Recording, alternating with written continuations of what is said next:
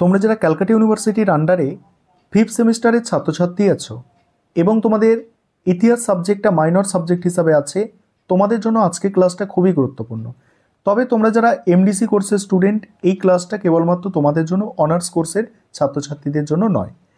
তোমাদের আজকে MN3 paper, যেটা তোমাদের হিস্ট্রি অফ ইন্ডিয়া 750 থেকে 1206 পর্যন্ত পড়তে হবে, এই পেপারের একটি মোস্ট ইম্পর্টেন্ট প্রশ্নের উত্তর নিয়ে আলোচনা করব। প্রশ্নটা 10 নম্বর বা 20 নম্বরে পরীক্ষায় আসতে পারে। প্রশ্নটা হচ্ছে, পাল শক্তির সম্প্রসারণে দেবপালের কৃতিত্ব আলোচনা করো। একদমই মোস্ট ইম্পর্টেন্ট প্রশ্ন। কিভাবে প্রশ্নের উত্তর লিখবে দেখো। প্রথমে ভূমিকা। পাল সাম্রাজ্যের শ্রেষ্ঠ শাসকদের মধ্যে অন্যতম ছিলেন দেবপাল, যিনি পিতা ধর্মপাল ও পিতামহ গোপালের উত্তরাধিকার বহন করেন। তার রাজত্বকাল আনুমানিক 810 থেকে 850 খ্রিস্টাব্দ। পাল শক্তির সর্বোচ্চ শিখর এবং বাংলার ইতিহাসে এক গৌরবজ্জ্বল অধ্যায়, এই সময়টার কথা বলা হচ্ছে। সামরিক বিজয়, কূটনৈতিক সাফল্য এবং সাংস্কৃতিক পৃষ্ঠপোষকতার মাধ্যমে তিনি শুধু পাল সাম্রাজ্যের স্থিতিশীলতাই নিশ্চিত করেননি, বরং এর ভৌগোলিক বিস্তৃতি ঘটিয়ে উত্তর ভারতের অন্যতম শক্তিশালী রাষ্ট্র হিসাবে প্রতিষ্ঠা করেছিলেন, উত্তর ভারতকে আর কি। এবারে দেবপালের কৃতিত্ব। প্রথম হচ্ছে ওড়িশা এবং অসম বিজয়, অর্থাৎ তখন সেটাকে বলা হতো উৎকল এবং কামরূপ বিজয়। দেখো, দেবপাল তার সামরিক দক্ষতার মাধ্যমে পাল সাম্রাজ্যের পূর্বাঞ্চলে গুরুত্বপূর্ণ বিজয় লাভ করেন। তার মন্ত্রী কেদার মিশ্রের পুত্র গুরুপ মিশ্রের নেতৃত্বে সামরিক বাহিনী উৎকলের অর্থাৎ উড়িষ্যার রাজাকে পরাজিত করেন এবং এই অঞ্চলের বিদ্রোহ দমন করেন। এই বিজয়ের ফলে পাল সাম্রাজ্যের দক্ষিণ পশ্চিম সীমানা সুদৃঢ় হয়। একই সঙ্গে দেবপাল কামরূপের ওপরে নিজের আধিপত্য প্রতিষ্ঠা করতে সক্ষম হয়। কামরূপের শাসক সরাসরি পাল রাজাদের বশ্যতা স্বীকার করেন, আর এই দ্বিমুখী বিজয় পাল সাম্রাজ্যের পূর্বাঞ্চলে একছত্র প্রভাব বিস্তার নিশ্চিত করে এবং মুঙ্গের তাম্র শাসনের এই সাফল্যের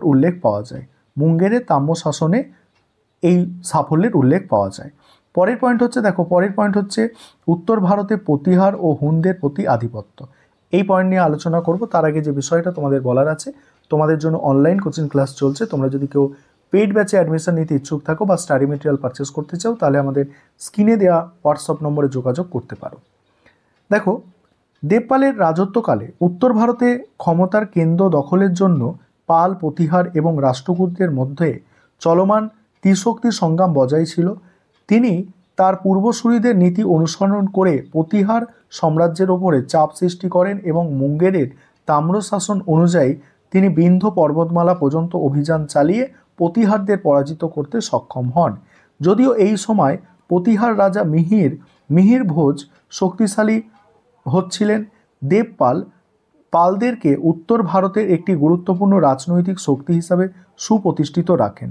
এছাড়াও মুঙ্গেরের তাম্রশাসনে দেবপালের সামরিক সাফল্য আরও একটি গুরুত্বপূর্ণ দিক হল উত্তর পশ্চিম ভারতে এক শাখা হুনদের ওপরে জয়, যা সাম্রাজ্যের উত্তরাংশকে সুরক্ষিত করেছিল।